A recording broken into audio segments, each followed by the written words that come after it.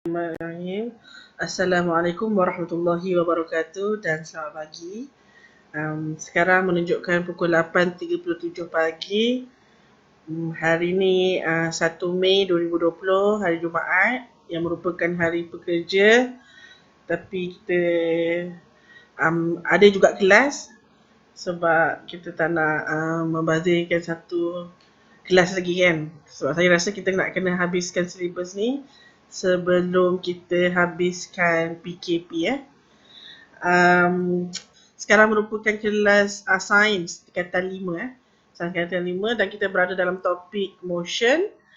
Dan dalam motion ni dia ada banyak subtopik dan kita telah menyentuh tentang 5.1 The Motion of Vehicles on Land, di mana kamu belajar tentang basikal, kereta, enjin dan sebagainya.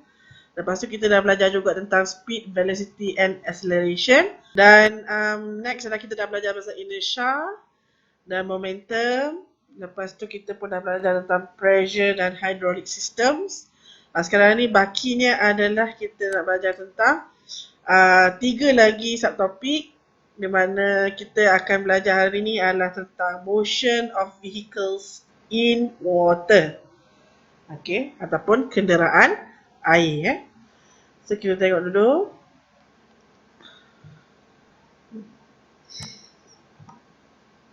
Okay, the motion of vehicles in water. Yang ini adalah the hull of a ship. Ini adalah pandangan daripada tepi. Okay, dan ini adalah kita boleh nampak kalau kita boleh kopakkan ship tu. Dia ada frame, dia ada plates, dia ada propeller, ada rudder, stern dengan stem. Okay, so ini adalah ke latar rentas lah untuk shape. Okay, ini penting Ini penting, shape dia penting. This is the shape of a bullet or a boat. Okay, maksudnya dia comparekan bullet dengan boat tu lebih kurang sama je. Okay, most of the fluid flows past the front of the ship.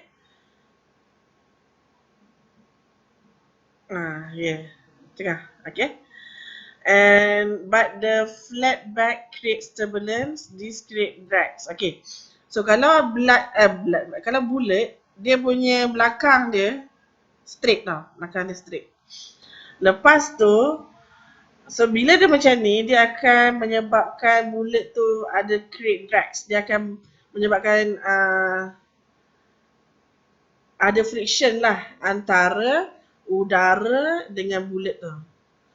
Tapi shape of boat, rupa dia adalah streamline.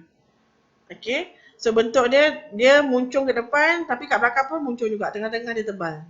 Okay, kat sini menyebabkan little turbulence. Dia macam tak senang nak goyah. Senang nak ni. Okay, most of the fluid flows past the front of the ship and there is little turbulence at the back. Betul, ini adalah rupa sampan lah. Sampan rupa macam ni.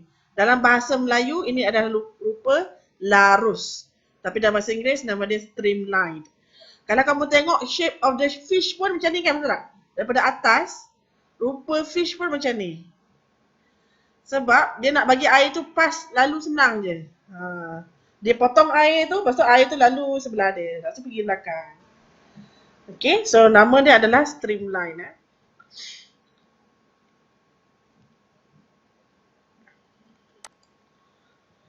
Okay.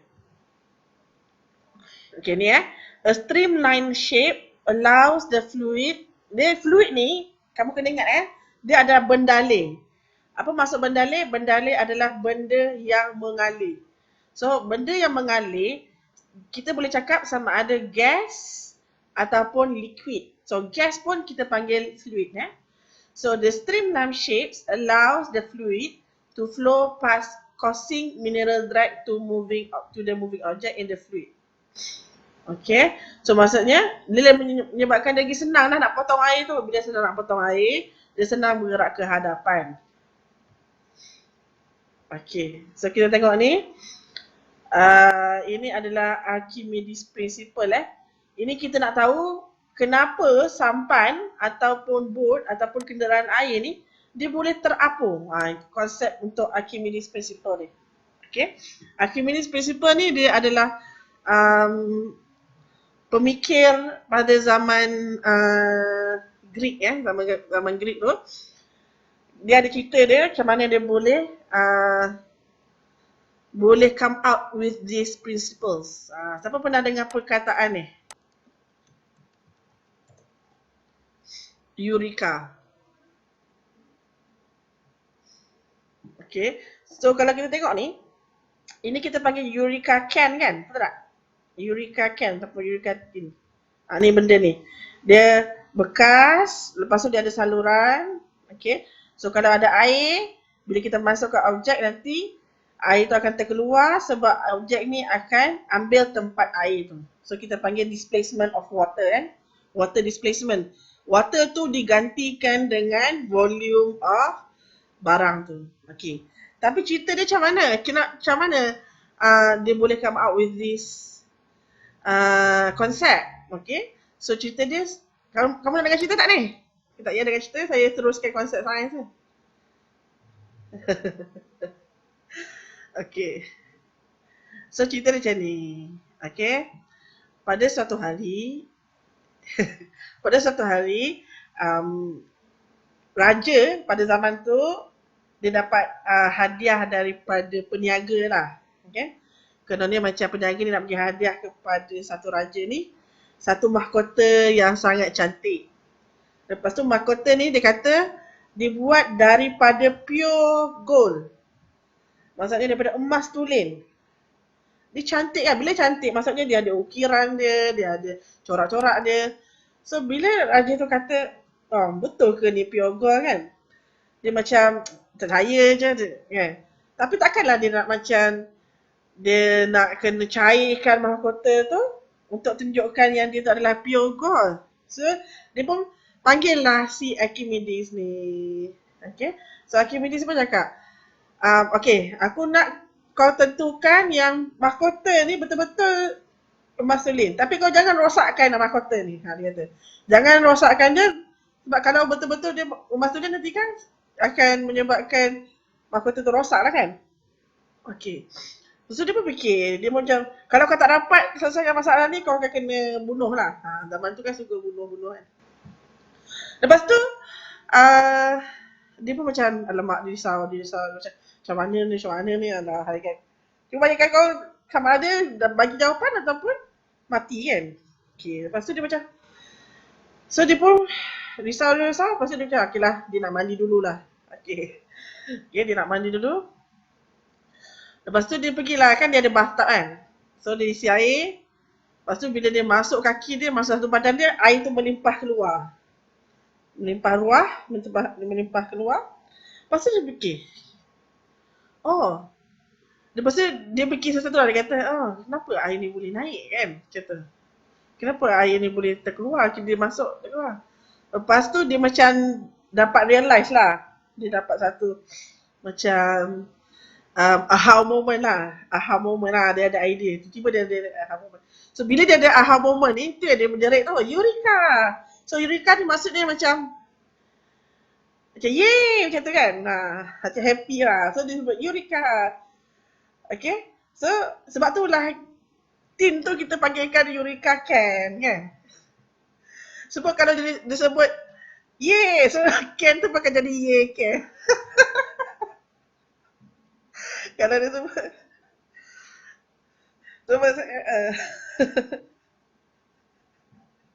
okay. So yang kelakar yang lagi adalah dia punya Eureka tu dia jerit. Dia kan tengah mandi. So mandi maksudnya dia tak ada seurat benang lah di atas badan dia. So masa dia Eureka tu dia keluar daripada bathtub tu, dia lari, dia pergi ke bandar, Eureka. Cuma kan macam orang gila lah. Macam dia happy sebab dia punya nyawa dia selamat lah hasil daripada tu kan. Dan orang pun macam pelik, kenapa kau ni boleh lari-lari di kota kan, apa dia macam tak betul ke kan. So konsep dia adalah, so dia buat macam mana, dia pergi ambil mahkota tu, dia tunjukkan dekat raja, dia macam ni, dia ukur berat dia tu. Maksudnya mula-mula timbang dulu berat mahkota dengan berat emas. So dia nak bagi emas dengan mahkota tu sama berat dia. Okay. So dia timbang. Okay, dia dapat lah contohnya 100 gram lah contohnya. Okay. Lepas tu dia ambil 100 gram emas tu, dia tenggelamkan dalam air, dia tengok kenaikan air tu. Macam tu. Lepas tu dia ambil mahkota yang sama, yang sama beratnya ataupun sama jisimnya, dia letakkan dalam air. So didapati bahawa dia mesti sama berat lah gram tu. Dia dapati bahawa dia punya kenaikan air dia tak sama. So maksud dia apa? Apa maksud dia? Dia sama jisim. Mahkota tu bukan pure emas, dia adalah campuran. Lepas tu raja pun, ni tipu ni. So dia pun bunuhlah peniaga tu. Habis cerita.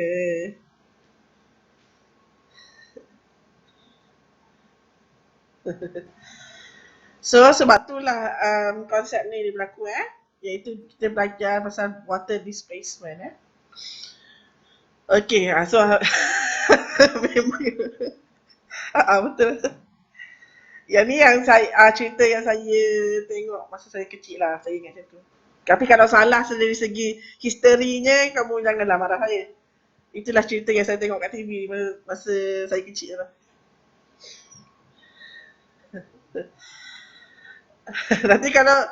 Nanti kalau kamu macam berminat tentang Archimedes ni, kamu tengoklah cerita dia. Ada banyak cerita pasal macam mana. Ada yang accurate, ada yang macam dikartunkan, ada yang Okay, so dia bukan movie, dia macam cerita lah. Cerita pendek je, 5 minutes je, 10 minutes je. Okay. So kita tengok, kita kembali kepada sains. Okay, itu kisah apa. Okay, so Archimedes' principle that states that when an object is immersed in a fluid, liquid or gas, the upthrust of the object is equal in size to the weight of the fluid displaced by the object. Okay, dengar. Dengar tutup ayat ni, dia kata Archimedes' principle mengatakan kalaulah objek tu ditenggelamkan dalam bendalih, daya apungan. Upthrust ni maksudnya daya apungan Upthrust. Okay. Upthrust, daya apungan yang act on the object. Kalau daya apungan dia ke atas. Kalau berat dia act ke bawah Okay. Daya apungan that on the object is equal to the weight of the fluid displaced by the object.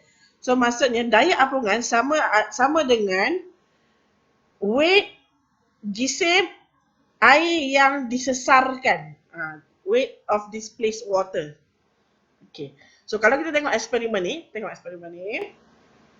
Okay. Blok ni kalau tanpa air, dia punya berat dia, weight dia adalah 10 Newton. Okay. Kita belajar 1 kg 10 Newton kan. Okay. So kalau dia punya jisim dia adalah 1 kg. Tapi kalau weight dia adalah 10 Newton. So sebelum masuk bendalih, dia adalah 10 Newton. Lepas tu bila dia immersekan blok ni, dia dapati dekat spring balance ni, dia punya nilai dia adalah 4.5 Newton. Okay. So upthrust dia adalah 10 tadi tolak dengan 4.5. So sebenarnya upthrust dia adalah 5.5. Lepas tu kita tengok pula kan air ni akan terkeluar kan, sebab air ni dah penuh, bila masuk dia akan terkeluar kan. So air yang terkeluar ni rupa-rupanya sama 6 okay, sebab dia ada beaker. So patutnya 5.5. Sebab kat sini weight of empty beaker 1 Newton. Lepas tu bila masuk 6.5. So maksudnya weight of displaced water adalah 5.5 sama dengan daya apungan air ataupun upthrust. So kalau konsep dia senang, upthrust on an object is equal to the weight of the displaced, the weight of the fluid displaced by the object. Ulang balik. Ayat ni. Ni ayat ni. Dipanjangkan tali tu ke nak bagi dia masuk air?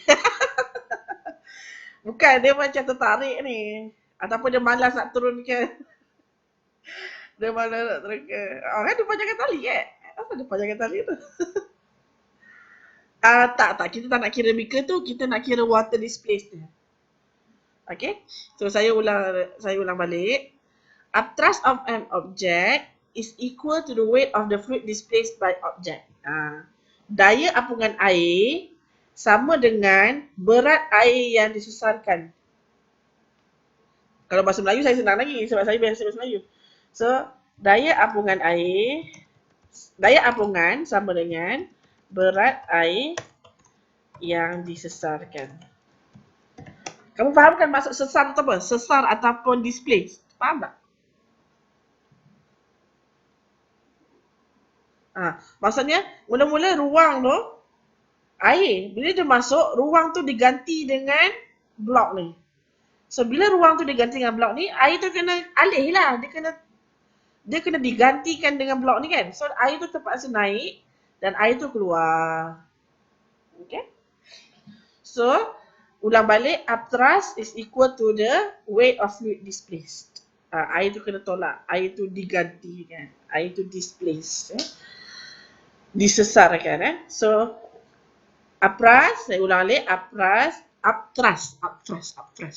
upthrust is equal to the weight of fluid displaced. Upthrust is equal to the weight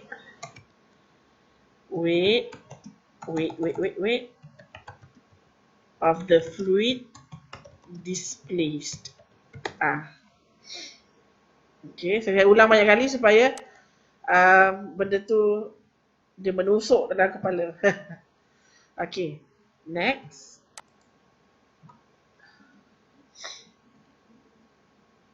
Okay.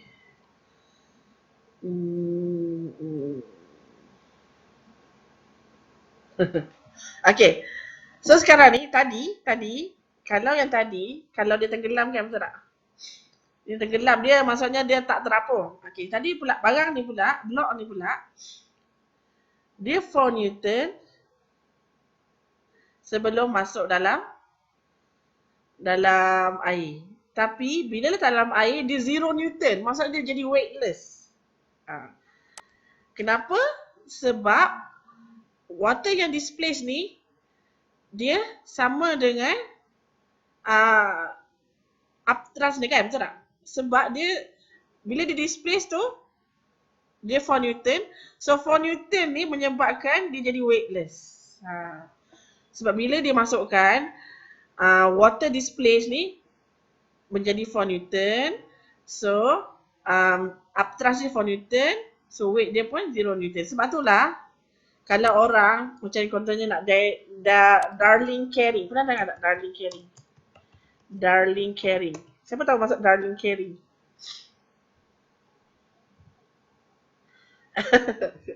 Darling carrying ni maksudnya macam kalau orang putih tu kalau dia kahwin kan, dia angkat dia punya bride tu masuk dalam bilik tu, dia angkat macam kepala dengan tangan, kaki dekat tangan jangan. Ampu. Ada macam orang lovey-dovey tu, lepas tu dia angkat orang, tangan orang lelaki tu kena kuat lah sebab dia angkat perempuan tu kan. Kalau macam piggyback tu orang Korea selalu buat. Kan betul tak? Kalau piggyback tu orang Korea buat. Kalau Darling carry ni biasanya orang putih buat. Okay. So kalau nak angkat Darling carry ni, tangan lelaki tu kena kuat kan? Betul tak? Tapi macam mana nak bagi senang nak angkat? Macam mana nak bagi senang nak angkat?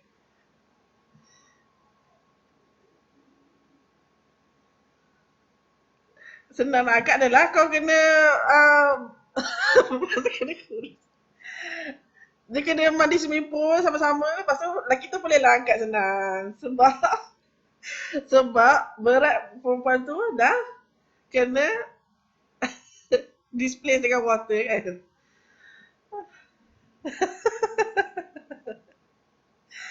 Sebab sebab water sebab dia punya buoyancy dia. Okey, dia punya upthrust dia ada upthrust dia. Daya apungan tu menyokong berat perempuan tu. Macam tu. Sebab ada daya apungan air. So, upthrust tu sama dengan berat air di susah kan? Baju tak berat ke? Baju pun ada dia punya displace water juga. So baju tu dia jadi ringan lah. Aduh. Saya dah kat situ. Okay. Khadijah.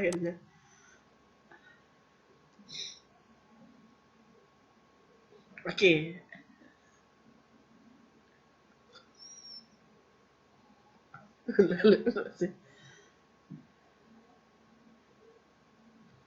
Okay, it is much easier to lift the object while it's immersed in water. Kenapa? Sebab jawapannya adalah in water there are upthrust kan? In water there are upthrust. The water is displaced by the mass of the object.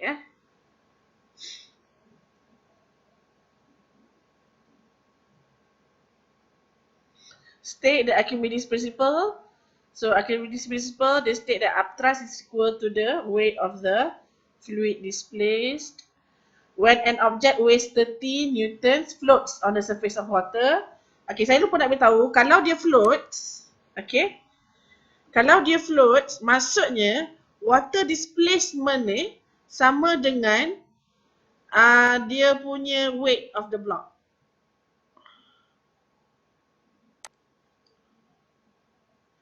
So dekat sini, soalan ni, tahu soalan ni Soalan ni dia kata, when an object weighs 30 Newton floats on the surface of water, what is the upthrust on the object? So jawapan dia mesti sama dengan mass dia, 30 Newton juga. Ya macam tu. Yeah. Tapi kalau the less, kamu kena tengok dia punya before dia immerse dengan water dengan selepas, lepas kita tolakkan saja. Itu adalah water displaced weight. Weight of water displaced. Kalau macam yang tadi kan, yang case yang eksperimen 1 tadi, eksperimen 1 ni, yang ni dia tenggelam kan? Kalau tenggelam, sebelum tolak dengan selepas, itulah dia punya daya apungan dia, upthrust dia. Tak boleh. Dia takkan boleh jadi lagi berat. Dia mesti akan jadi lagi ringan.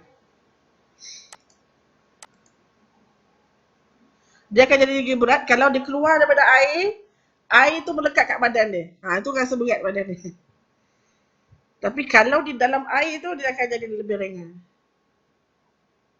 Kan kalau kita keluar dari air kan, kita rasa macam beratnya sebab air tu macam lekat-lekat kat badan kita kan. Korang ni pernah mandi swimming pool kan?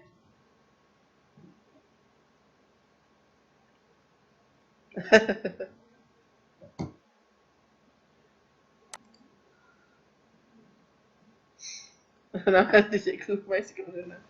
Okay, kita tengok gambar ni. Tak gambar ni Tak orang ni Okay, tak orang ni. Orang ni, dia punya badan dia penuh. Badan dia penuh dengan air kan mula-mula. Maksudnya dia tenggelam. Lepas tu makin lama makin air dia makin kurang, betul tak? Maksudnya dia tak tenggelam sangat. Lepas tu yang ni pula batu pun ada yang tak tenggelam, dia pula tenggelam. Okay? So masa yang paling ringan dekat sini sebab water displacement kat sini lagi banyak. Water tu displace paling banyak kat sini. Sebab badan dia dengan batu dia termasuk sekali. Tapi dekat sini dia rasa berat sebab badan dia dah keluar dah. So, water displace dia dah makin berkurang. So dekat sini lagi paling berat sebab sikit saja water displaced. Faham konsep ni?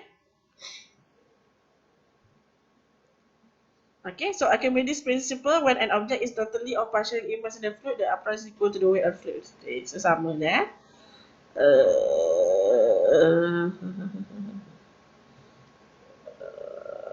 Tak apa. Okay. Next. Okay, soalan. Soalan. Okay, saya tutup. Saya tutup pakai nota lah, notebook. Macam ni.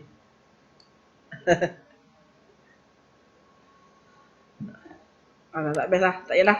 Tak tutup lah. Okay, so kita tahu the figure below shows the arrangement of apparatus for an experiment to study the Archimedes principle.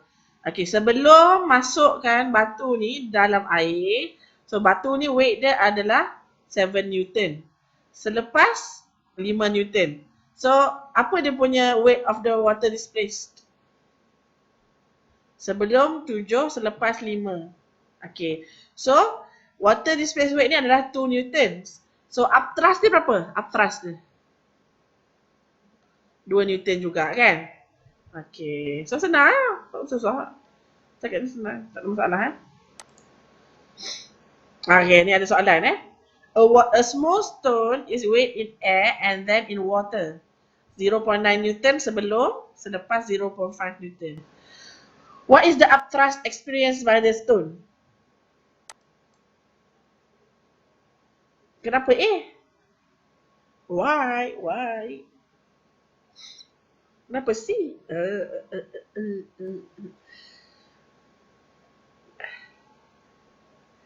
Okay, so jawapan dia adalah jawapan dia adalah A. A lah. Khadijah ni lah C.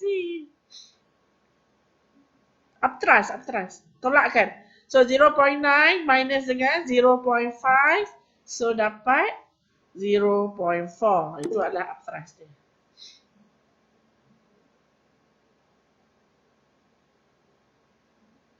Memang dah dia tenggelam. Kalau dia terapung, kalau dia terapung, okay, so dia 0.9 lah. Tapi kan dia tenggelam. Terbalik dah Khadijah. Kalau lah batu dia terapung, baru kita kena 0.9. Okay. Okay, tak ni. The spring balance in diagram 30 shows reading 4.5 Newton. So dalam ni adalah 4.5 Newton Dia dah tenggelam tau. Okay. Lepas tu, if the weight of water displaced by the stone is 2.5 Newton, what is the weight of the stone in the air?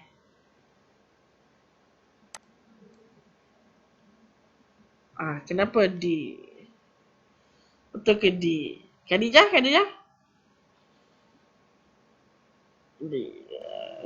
Felicia D tambah. Ini kena tambah.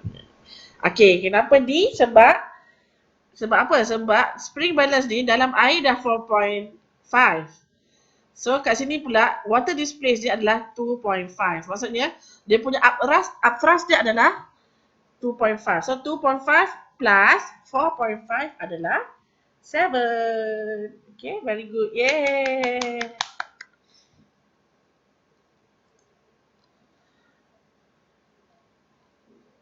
Okay, dah. Next. Eureka! Okay, principle of flotation states that if the water is floating, the weight of the displaced water is equal to its own weight. If a material floats, its density must be less than or equal to the fluid supporting it. Okay, ini principle of flotation sama lah dengan principle of Archimedes Archimedes principle. Okay. Sama je. Okay, sama je. Ini semua sama apa yang kita cerita kan, betul tak? Buoyancy principle sama dengan upthrust, itu sama So saya teruskan. Okay. Ni pun sama. Ini dah. Okey, ni kapal. Kenapa kapal terapung? Saya nak tanya kamu, kenapa kapal boleh terapung? Dia berat ni. Besar. Besar sangat-sangat sampai kan ini ada beribu-ribu bilik ni. Okey. Okey, buoyancy betul. Okey, tapi konsep dia kita belajar. Okey, saya kena lukis ni. Okey, so kita lukis. Ini adalah air. Cikgu kata kalau kami sama lah kalau diterapung. Kalau diterapung ni sama. Sama dengan weight of object yang displace dia. Okey, sekejap saya pergi balik back .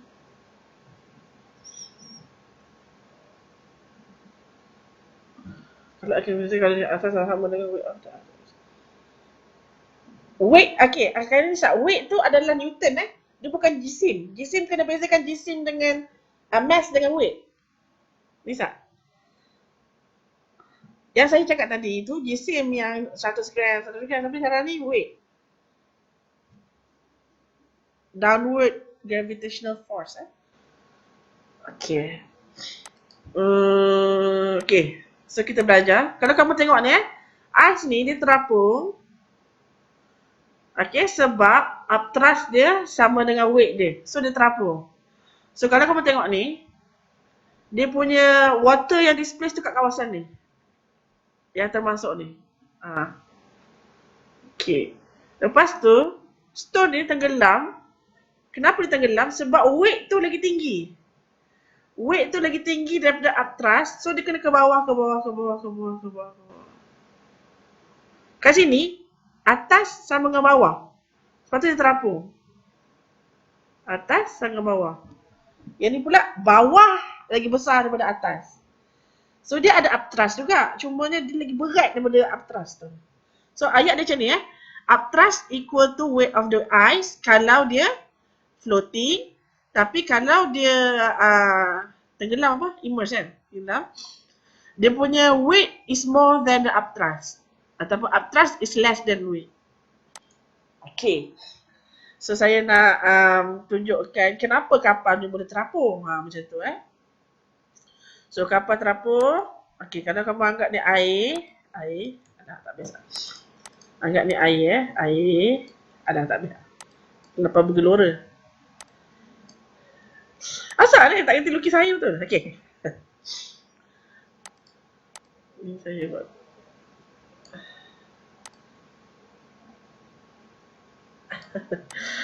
Dia kena-kira lah. Orang buat kapal semua kena-kira. Okay, ni air Dia kat sebab tu ada engineer. Okay. Okay. Ini adalah air. Kamu bayangkan air. Okay, kalaulah dengar kalaulah kamu ambil cawan. Ambil cawan. Delete. Okay. Kamu cuba tolak dia masuk sini. Apa jadi? Cuba tolak masuk sini. Apa jadi? Cawan ni tak ada air. Tak boleh masuk. Kenapa tak boleh masuk?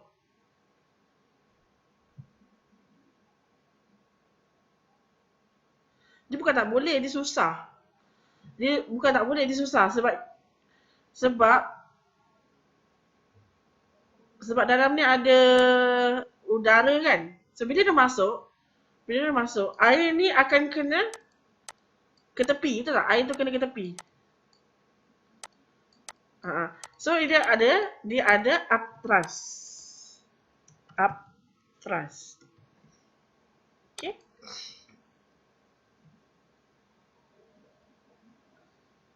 Okay, tapi so itulah konsep yang digunakan oleh kapal. So kapal tu, so rupa dia macam mana kapal? Kapal rupa dia macam ni kan? Macam mana? Asal buruk sangat? Kapal rupa dia macam ni lah. Kan? Daripada depan tau, dia dari depan. Okay? So, saya letakkan warna. Sekejap sabar. Seber.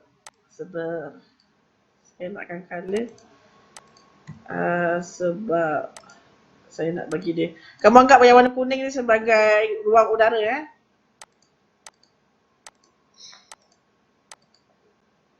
Okay. So bila dia nak masuk, dia susah nak masuk ke dalam. Dia susah nak jatuh.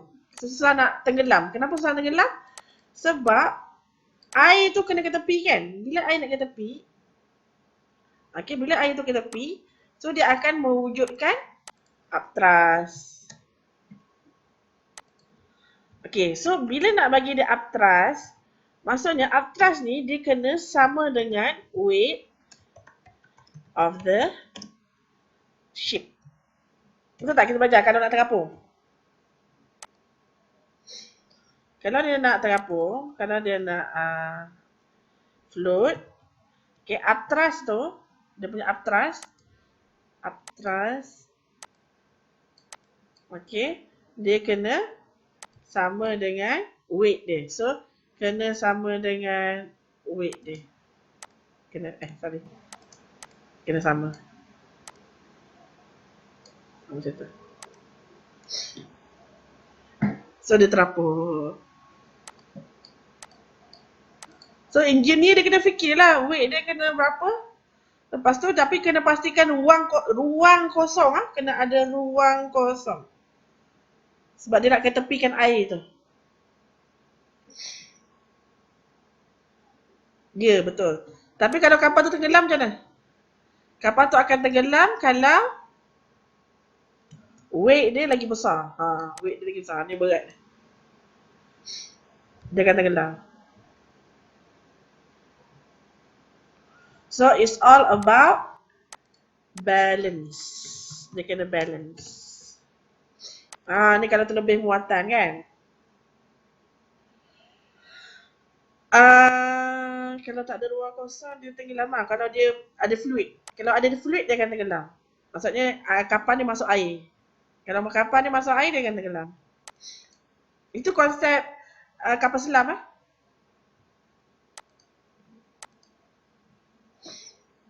Dia kena ada udara lah dalam ni. Kalau kamu perasan bawah ni, dia ada bilik-bilik juga ni. Ni. Dia kena ada air space. Kenapa tak ada air space? Kalau dia nak tenggelam, dia akan masukkan air. Jom naik kapal selam.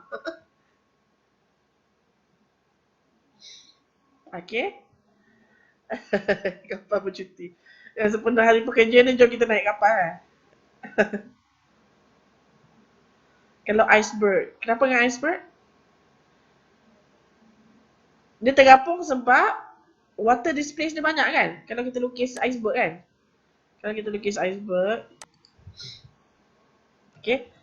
Kita nampak at the tip of the ice kan? Tapi sebenarnya dalam tu sangat besar. Kalau iceberg, kalau saya lukis, kalau iceberg kan dia macam suka hati je kan? Macam tu kan? So kita nampak macam ni je. Padahal yang ni tenggelam ni.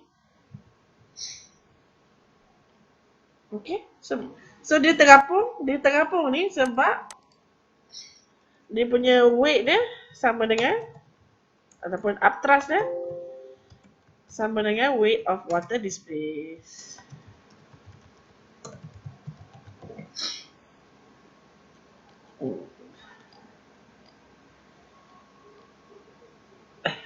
Kat bawah dia besar kan? So kalau kita tengok kapal tadi, dalam kapal dia ada air space to displace the sea of water. So dekat bawah ni ada ruang udara. So nanti supaya kawasan ni akan displace water. Sebab tu ruang dia kena besar. Kapal kan besar sangat-sangat kan. So kawasan yang besar akan displace water tu. So akan mewujudkan upthrust. So upthrust is great enough to support the weight of the ship. Okay. Lepas tu, steel ship ni is hollow inside. Apa maksud hollow? Hollow ni ada ruang udara Steel ship is hollow inside, hence density of ship less than seawater.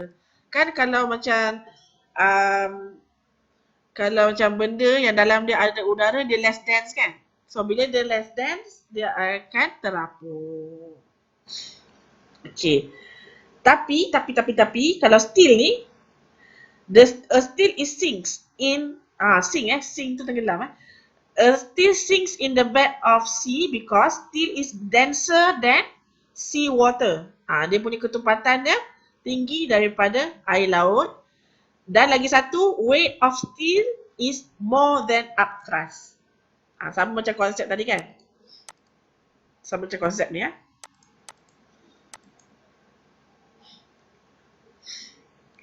Okay, the balance that exists between the upthrust and the weight of the ship enables it to float on the surface of the sea. So ruang ni displacekan water. So water displacement ni menyebabkan dia ada upthrust dan dia boleh tampung the weight of the ship. Okay. Ini adalah apa benda ni? Ni apa benda ni? Kapal selam Mai, kenapa kau enjoy kapal selam macam pelik Mai? Okay, submarine kan? Submarine. Okay, ni adalah kapal selam. Macam mana kapal selam tu boleh tenggelam ataupun macam mana kapal selam boleh terapung. Okay. So, ini kamu dah belajar masa form 1. Saya ingat lagi masa form 1 kan? Betul tak? Okay. Dia ada ballast tank. Kat ballast tank ni, dia akan masukkan water ataupun dia akan keluarkan water. Kalau ballast tank ni is full of air, dia akan terapung. Tapi kalau ballast tank ni is full of water, dia akan tenggelam. Dia akan sink. Okay. So, bila ballast tank empty, upthrust equal to weight. Bila ballast tank is full, upthrust is less than weight. So, dia punya weight dia bertambah. So, dia akan jatuh, turun. So, senang je. Itu senang sangat ni. Okay. Sama je, tak payah. Next kita nak belajar. Okay, saya wonder macam mana dia boleh ada oxygen dalam kapal selam. Dia ada dia punya gas lah, simpan. Biasanya dia dalam kapal selam ni dia ada tangki gas dia. So dia kena lepaskan sikit-sikit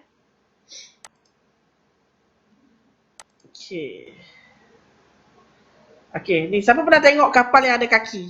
Itu pelik kan, kapal yang ada kaki? Yang ni kita panggil hydrofoil. Okay, ni ada juga saya tunjuk kat YouTube.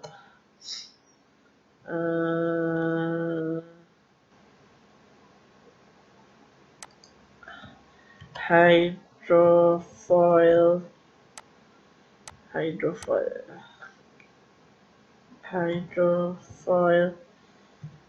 surfboard. Okay, nanti saya tunjukkan ya. Okay. Tengok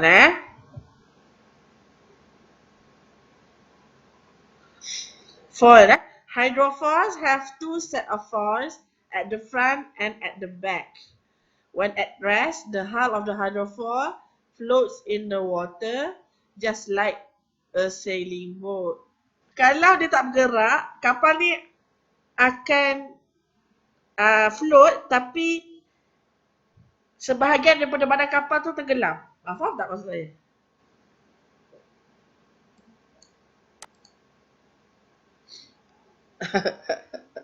Saya ni Allah bahasa pagi-pagi.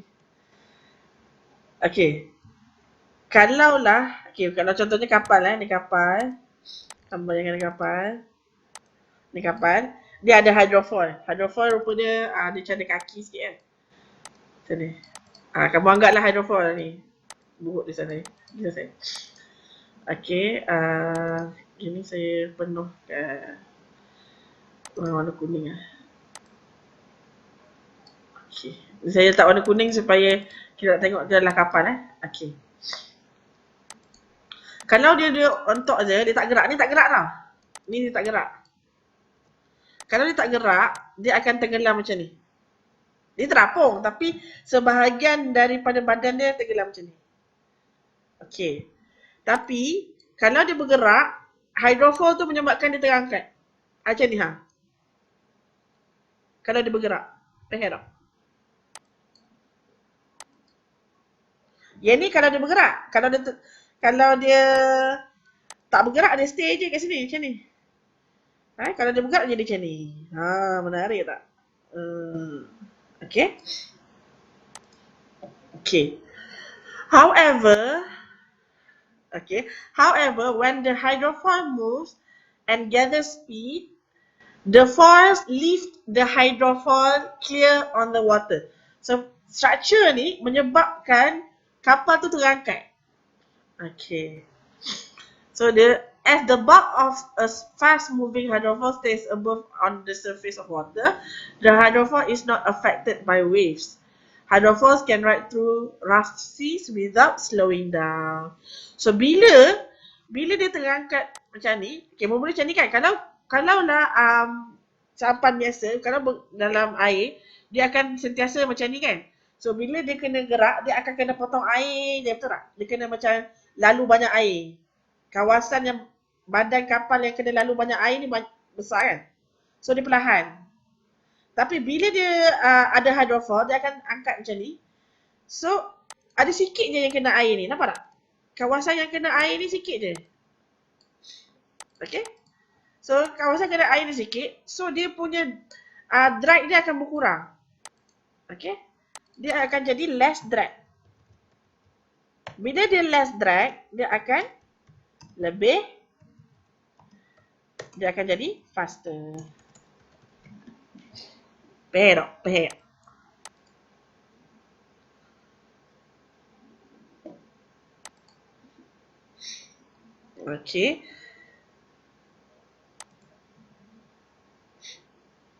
Ini, okay, saya nak tunjuk surfboard tadi kan. Yang tengok ni macam kelakar juga lah. Sekejap saya ambil mana.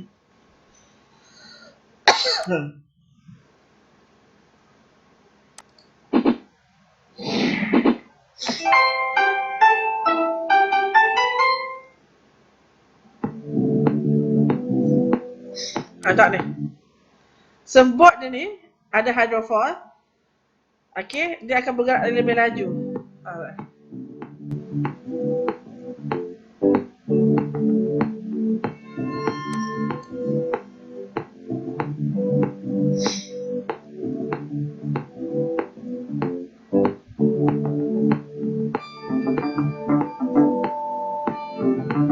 Yang seimbang tu orang tu kena pandai seimbangkan lah. Orang tu kena tahu nak distributekan dia punya weight dia. Macam nak kena ke depan ke belakang. Itu bergantung pada orang tu. Okay. Okay, itu ada hydrofoil So, hydrofoil ni tujuan dia nak kurangkan drag ni. Dia tak tarik water tu sekali. Water tu susah nak drag dia lagi Okay. Tapi kalau ni kita panggil hovercraft. Pernah dengar tak hovercraft?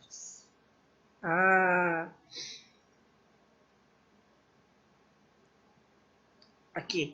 Hovercraft ni, misalnya dia ada kipas kat bawah ni. Dia menyebabkan nanti kapal ni tak kena tenggelam sangat banyak air. Macam konsep tadi juga. Dia nak kurangkan drag tadi. Okay. Hovercrafts are vehicles that travel along a cushion of air at high pressure. So, bawah ni ada air. Ada angin. So, antara kapal tu dengan air tu ada udara. So, bila dia kurang kena air, nanti dia akan less drag. Bila dia less drag, dia akan jadi faster. So, a hovercraft boleh sampai ke darat. A hovercraft can move over virtually any surface, such as solid ground, swamp or water. Okay. So kita tengok hovercraft hovercraft.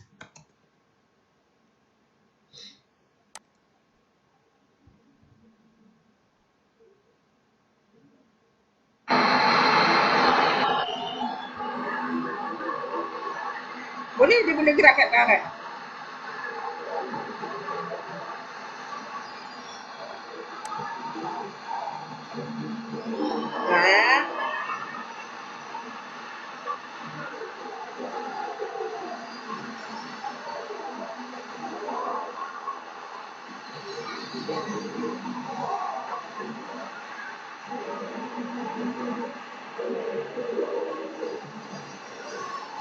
Biasanya askar, biasanya askar ataupun marine dia akan. Okay, dah ni. Yang ni adalah dia nak start daripada atas darat nak masuk air. Tadi daripada air masuk ke darat kan. Bawah tu macam pelampung. Bawah tu dia nak bagi bentuk macam ni tadi. Dia nak bagi bentuk macam ni. Udara tu. Dia akan berdebu lah. Sebab dia penuh, dia tolak pasir tu kan.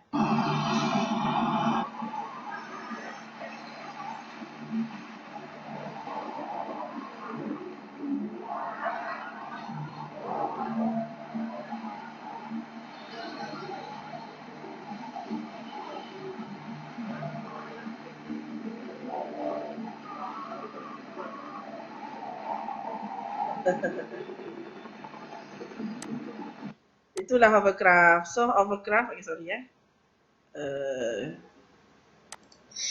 Mana tadi? Ni. Okay. So kalau kita tengok tadi, hovercraft ni dia kena ada propeller. Propeller ni macam apa gitu. Okay, propeller ni dia akan hasilkan angin. Angin tu akan tolak masuk ke bawah ni. Okay, propeller tu macam kipas So, habis. Habis dah untuk hari ni.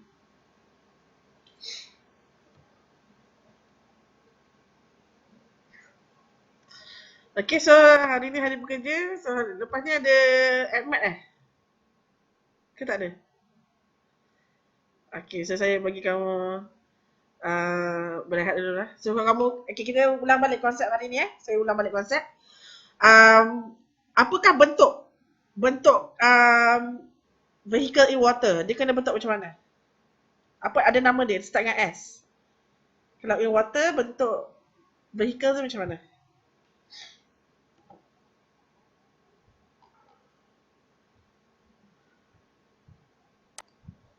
Satu seorang boleh jawab ke? Okey, betul. Jawapan dia streamline. Macam ikan. Okey, betul. So, dia streamline. So, apa yang menyebabkan kapal tu boleh terapung? Apa konsep dia gunakan? Apa nama principle tu dulu?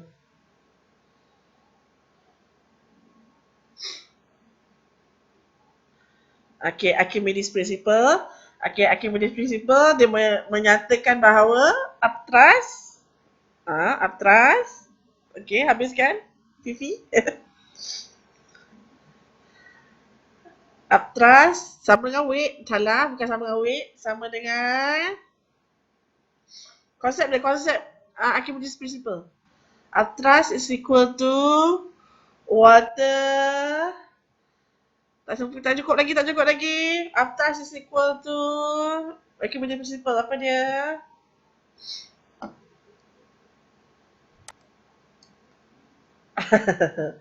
Okay, upthrust is equal to weight of the fluid displaced. Macam ni. Sabrina tu betul lah. Okay, upthrust is equal to weight of the fluid displaced. Itu adalah principle dia. Tapi nak bagi dia terapung, upthrust tu mesti sama dengan weight of the object. Kalau nak bagi dia terapung. Tapi macam mana benda tu boleh tenggelam? Macam mana sesuatu barang tu boleh tenggelam?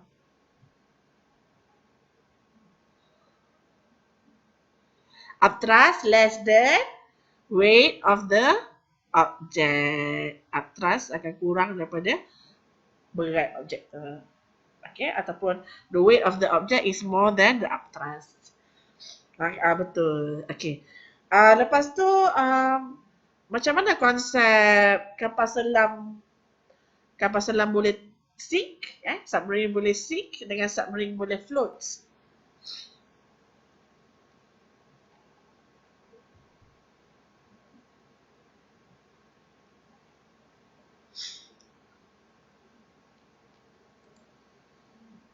Okay, so dia ada balas tank kan? Main je aku eja balas tank tu. Okay, so water pump in the water balas tank tu. So apa jadi kalau water tu is pump into balas tank?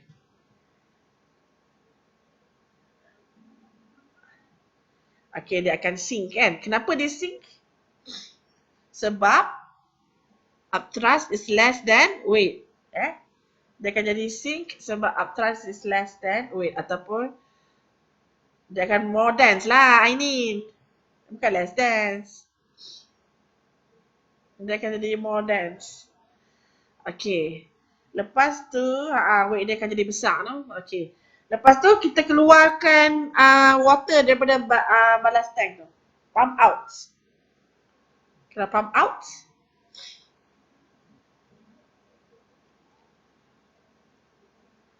dia akan terapung. Sebab apa dia terapung?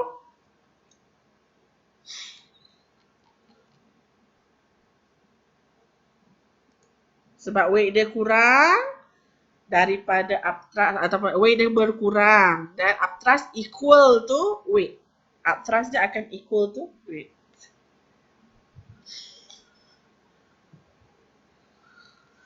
Okay, so selain daripada, okay, macam mana kita nak bagi lajukan sesuatu vehicle in water? Ada dua benda. Satu pakai apa, satu pakai apa. Nak bagi kenderaan tu lagi laju. Okay, bukan hidrolik. Itu hidrolik pressure, FCC. Hai. Hai apa? Hovercraft, satu lagi hydrophil. Kau hydrophil pula. Hydrofoil. Apa hydrophil? Itu macam daun dia. Chlorophyll. Okay. So, hydrofoil ataupun hovercraft. Macam mana hydrophil? Hydrophil. Saya dah ikut kamu dah. Allah Allah. Macam mana dah hydrofoil ni dengan hovercraft ni dia boleh menyebabkan vehicles tu jadi laju. Macam mana?